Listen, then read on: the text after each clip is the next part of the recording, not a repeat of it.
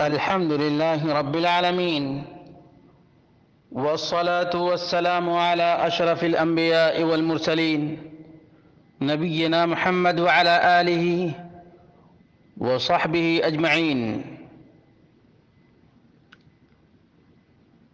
سوال بڑا ہی اہم ہے، وہ یہ ہے کہ صحیح مسلم اور دیگر کتب احادیث کے اندر مذکور ہے کہ من مات وليس في عنقه بیعہ مات میتة جاہلیہ۔ صحیح مسلم حدیث نمبر 1851،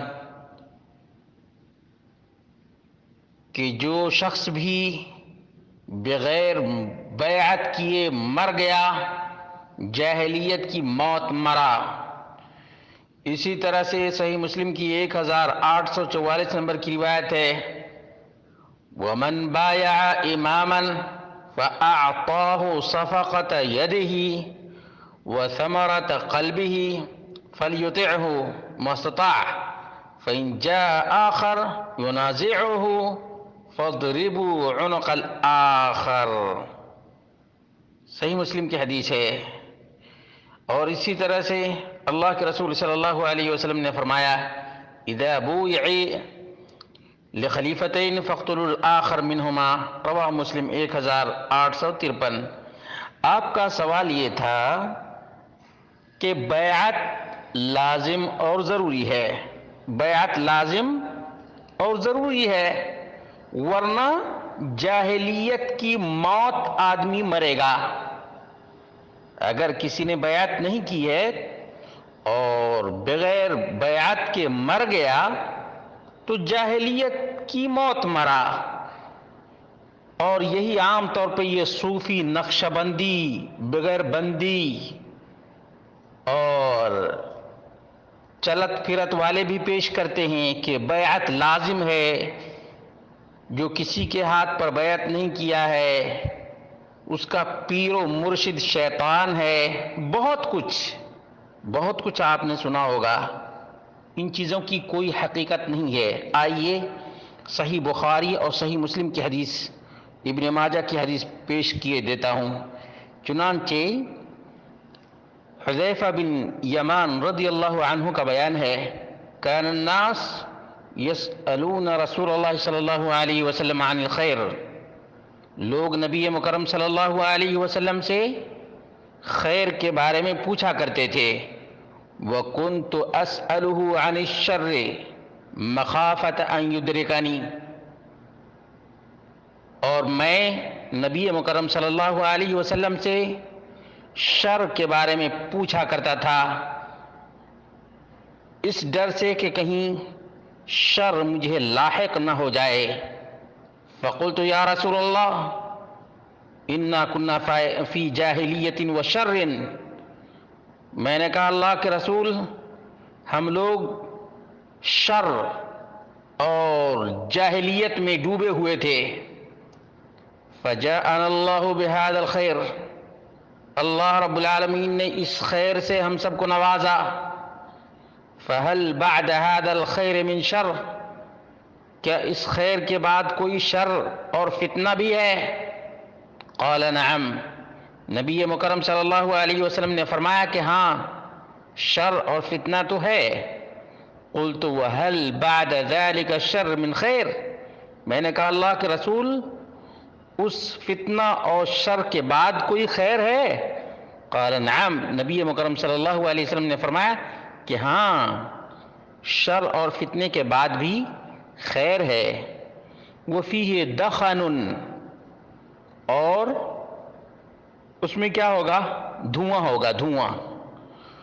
قلت وما دخنہ، اللہ کے رسول یہ دھواں کیا ہے؟ قال قوم یہدون بغیر ہدی، کچھ ایسے ناہنجار ہوں گے جو میری سنت کے بغیر چلیں گے۔ تعرف منہم وتنکر، کچھ چیزوں کو معروف جانو گے، کچھ چیزوں کو منکر جانو گے۔ یہ لوگ کچھ اچھائی کر رہے ہیں اور کچھ برائی بھی کر رہے ہیں۔ قلت فهل بعد ذلك الخیر من شر، اللہ کے رسول صلی اللہ علیہ وسلم سے میں نے عرض کیا اللہ کے رسول اس خیر کے بعد بھی شر ہے؟ قال نعم، اللہ کے رسول صلی اللہ علیہ وسلم نے فرمایا کہ ہاں شر ہے. دعات الی ابواب جہنم، جہنم کے دروازوں کی طرف بلانے والے ہوں گے، جہنم کے دروازوں کی طرف بلانے والے ہوں گے. من اجابہم الیہا قذفوا فیہا، ان جہنم کے دروازوں کی طرف بلانے والوں کی جو بات تسلیم کر لے گا، مان لے گا، اس کو یہ لوگ جہنم کا ایندھن بنائیں گے. قلت یا رسول اللہ، میں نے کہا اللہ کے رسول صفہم لنا، ان کی صفت بیان کر دیجئے کہ وہ کس کیٹیگری کے ہوں گے. فقال، نبی کریم صلی اللہ علیہ وسلم نے فرمایا ہم من جلدتنا، وہ ہمارے ہی میں سے ہوں گے. وَيَتَكَلَّمُونَ بِأَلْسِنَتِنَا، اور ہماری زبان ہی بولیں گے. قلت فما تأمرنی، میں نے کہا اللہ کے رسول ایسی صورتحال ہو، اس سچویشن میں مجھے کیا حکم ہے؟ ان ادرکنی ذلک، اگر اس زمانہ کو میں نے پا لیا یا ایسا زمانہ مجھے پا لیا تو میرے لیے کیا حکم ہے؟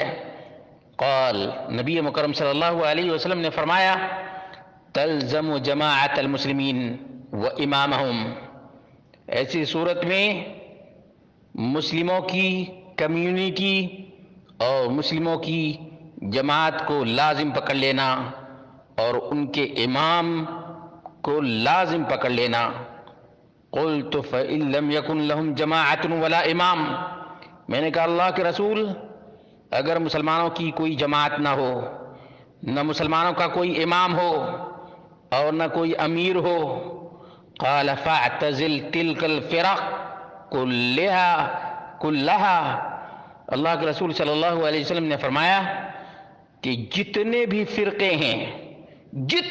فرقے ہیں سب سے الگ تھلگ ہو جاؤ، سب سے الگ تھلگ ہو جاؤ. ولو انت عض باصل شجرۃ، الگ ہو کر تمہیں درخت کی جڑ میں اپنے دانت سے پکڑ کر الگ رہنے کا موقع ملے تو اپنے دانت سے درخت کے جڑ کو مضبوطی کے ساتھ پکڑ لینا. حتی یدرکک الموت، یہاں تک کہ تمہیں موت آ جائے. وانت علی ذلک، اور تم اسی حالت میں رہو.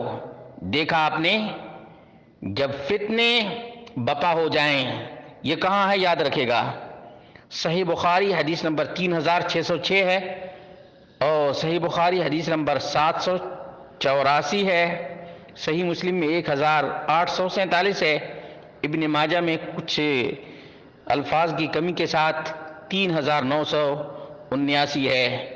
یہ صحیح ترین حدیث اس بات پر دلالت کرتی ہے کہ جب بہت سے دھڑے ہوں، بہت سے گروپس ہوں اور بہت سی پارٹیاں ہوں، بڑے بڑے شیخ طریقت ہوں، تمام کو چھوڑ دینا چاہیے، تمام کو چھوڑ دینا چاہیے.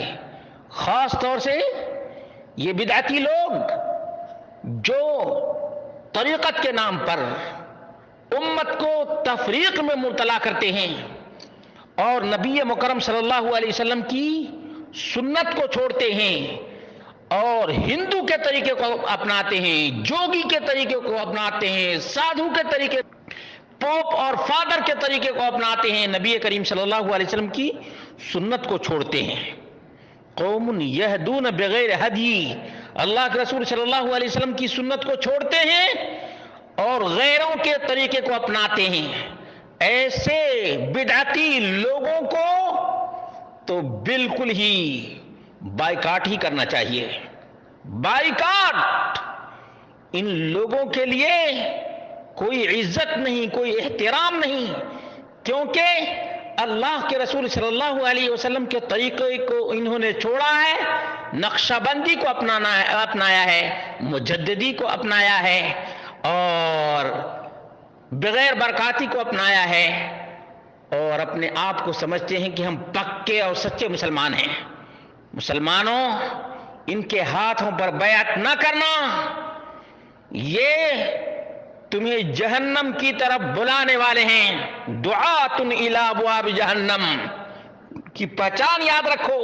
سنت کو چھوڑتے ہیں، بدعت کو اپناتے ہیں۔ یہ نہیں ہے کفر تو اور کفر کس کا نام ہے بتاؤ؟ یہ نہیں ہے شرک تو شرک کس کا نام ہے؟ اللہ کے رسول صلی اللہ علیہ وسلم کے دین کے ہوتے ہوئے کسی اور کے دین کو اپنانا، یہ نبی مکرم صلی اللہ علیہ وسلم سے بغاوت نہیں تو اور کیا ہے؟ نبی کریم صلی اللہ علیہ وسلم سے دوری نہیں تو اور کیا ہے؟ اور یہ کہتے ہیں بیعت لازم ہے۔ کون سی بیعت؟ یہ کون سے نیکی کا کام کر سکتے ہیں اور کس مسلمان کو یہ سیفٹی فراہم کر سکتے ہیں؟ ان کے ہاتھوں پر تو کوئی بھی بیعت نہ کرے۔ یہ چنڈال چوکڑی، یہ دین کے باغی لوگ ہیں۔ یہ دین کے نام پر جو نماز نہیں پڑھتا، نامحرم اجنبی عورتوں سے پاؤں دبواتا ہے، اس کے ہاتھ پر یہ بیعت۔ میرے بھائیوں، جو کوئی بھی اس قسم کی حدیث پیش کرے کہ جس نے کسی پیر طریقت کے ہاتھ پر بیعت نہیں کی ہے اس کا پیر شیطان ہے، پکا وہی شیطان ہے، وہی شیطان ہے۔